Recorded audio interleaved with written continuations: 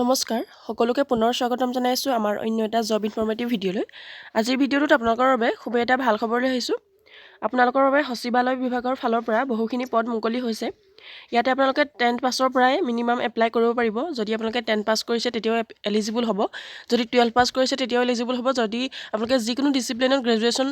complete কৰিছে তেনেহলে আপোনালোকে এই পদসমূহৰ বাবে এলিজিবল হ'ব আমি এই ভিডিঅটোতে এই ৰিক্ৰুটমেন্টৰ বিষয়ে সকলোখিনি ডিটেইলছ আলোচনা কৰিছো গতিকে ভিডিঅটো শেষৰলৈকে চাই থাকক আৰু যদি আমাৰ চেনেলটোত প্ৰথমবাৰৰ বাবে ভিজিট কৰিছে তেনেহলে চেনেলটো সাবস্ক্ৰাইব কৰি ৰাখিবলৈ একেবাৰে নাপাহৰিব এনে ধৰণৰ জব ইনফৰমেটিভ ভিডিঅসমূহৰ নটিফিকেশন প্ৰতিদিনে লাভ কৰিবলৈ আৰু আমাৰ হোৱাটছএপ চেনেলত আপোনালোকে সোনকালে জয়েন হৈ ল'ব তাতে আপোনালোকে ইউটিউবতকৈ আগতে নটিফিকেশনসমূহ লাভ কৰিব পাৰিব তেনেহলে হওক দেৰি নকৰি আমি সচিবালয় বিভাগৰ পৰা অহা এই ৰিক্ৰুটমেন্টৰ এটা অভাৰভিউ চাই লওঁ কেনে ধৰণৰ আপোনালোকৰ এলিজিবিলিটি লাগিব সকলোখিনি ডিটেইলছ আমি আলোচনা কৰিছো গতিকে ভিডিঅটো শেষৰলৈকে চাই থাকক আমি এই ৰিক্ৰুটমেন্টৰ বাবে এটা অভাৰভিউ চাই লম অৰ্গেনাইজেশ্যন নেম হৈছে CLRI আৰু পোষ্ট নেম দিয়া হৈছে বিভিন্ন ধৰণৰ পদ যেহেতু মুকলি হৈছে ইয়াতে দিয়া হৈছে junior stenographer junior secretarial assistant multitasking staff বা MTS ৰ পদ আপোনালোকে ইয়াতে দেখিবলৈ পাব আৰু গুটেকেটা পদৰ বাবে বিভিন্ন ধৰণৰ কোৱালিফিকেশন ইয়াতে বিচাৰিছে আপোনালোকে মিনিমাম 10 পাছৰ পৰাই এপ্লাই কৰিব পাৰিব আৰু আপোনালোকৰ বাবে ভেৰিয়াছ পোষ্ট ইয়াতে মুকলি হৈছে আৰু এপ্লাই মোডটো থাকিব দিয়া অনলাইন মাধ্যমেৰে আপোনালোকে এপ্লাই কৰিব লাগিব আৰু এই পদসমূহৰ বাবে আপোনালোকে অল ইণ্ডিয়াৰ মেল ফিমেল সকলোৱে এপ্লাই কৰিব পাৰিব ইয়াৰ পাছতে আমি এই ৰিক্ৰুটমেন্টৰ বাবে আপোনালোকক কেনে ধৰণৰ স্যালাৰি লাভ কৰিব পাৰিব সকলোখিনি ডিটেইলছ ইয়াতে দিয়া হৈছে আপোনালোকে পাৰ মান্থ 18,000 ৰ পৰা 81,000 পৰ্যন্ত স্যালাৰি ইয়াতে লাভ কৰিব পাৰিব ষ্টাৰ্টিংতে আপোনালোকে যদিও 18,000 স্যালাৰি লাভ কৰিব পাৰিব কিন্তু আপোনালোকৰ পাছলৈ 81,000 পৰ্যন্ত স্যালাৰি বহাৰ চান্স আছে আৰু এজ লিমিট কিনে দিয়া হৈছে মিনিমাম এজ 18 ইয়াৰ্স দিয়া হৈছে আৰু মেক্সিমাম এজ 28 ইয়াৰ্স আপোনালোকে জেনাৰেল খিনিয়ে 18 ৰ পৰা 28 ইয়াৰ্সলৈকে এপ্লাই কৰিব পাৰিব আৰু যিখিনি OBC MOBC ক্যান্ডিডেট থাকে তেওঁলোকে 3 বছৰকৈ ৰিলেক্সেশন লাভ কৰিব পাৰিব ST ST সকলে 5 বছৰকৈ ৰিলেক্সেশন আৰু যিসকল PWBD ক্যান্ডিডেট থাকে তেওঁলোকে 10 বছৰ পৰ্যন্ত ইয়াতে ৰিলেক্সেশন লাভ কৰিব পাৰিব ইয়াৰ পাছতে আপোনালোকৰ এপ্লিকেশন ফিজৰ কথা দিয়া হৈছে যিখিনি জেনাৰেল আৰু OBC ক্যান্ডিডেট থাকে তেওঁলোকে 500 টকাকৈ এপ্লিকেশন ফিজ ইয়াতে দিব লাগিব আৰু SC ST আৰু PWBD ক্যান্ডিডেটৰ বাবে কোনো ধৰণৰ ইয়াতে এপ্লিকেশন ফিজ নাই আৰু আপোনালোকৰ পেমেন্ট মোডটো আপোনালোকৰ অনলাইন থাকিব অনলাইন মাধ্যমেৰে আপোনালোকে এই পেমেন্টটো কৰিব লাগিব ইয়াৰ পাছতে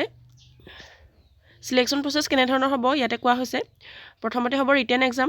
তাৰ পাছতে ডকুমেন্ট ভেৰিফিকেশন যোগেদি আপোনালোকৰ সিলেকশন প্ৰসেসটো হ'ব আৰু এডুকেশনাল কোৱালিফিকেশনৰ কথা কোৱা হোৱা নাই এতিয়া ইয়াতে দিয়া হৈছে এডুকেশনাল কোৱালিফিকেশন আপোনালোকৰ এই পদকেটাৰ বাবে কেনে ধৰণৰ প্ৰয়োজন হ'ব আপোনালোক 10th 12 আৰু গ্ৰেজুৱেট সকলে ইয়াতে এলিজিবল হ'ব মিনিমাম যদি 10 পাছ কৰিছে তেনেহলে আপোনালোকে এপ্লাই কৰিব পাৰিব আৰু 12 পাছ কৰা সকলে এপ্লাই কৰিব পাৰিব আৰু গ্ৰেজুৱেচন পাছ কৰা সকলে ইয়াতে এপ্লাই কৰিব পাৰিব কোনটো পদৰ বাবে কেনে ধৰণৰ কোৱালিফিকেশন দৰকাৰ হৈছে আপোনালোকে অফিচিয়েল নটিফিকেশন ৰিড কৰি সকলোখিনি ডিটেইলছ জানি ল'ব পাৰিব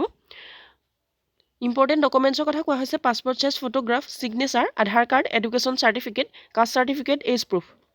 এনে ধৰণৰ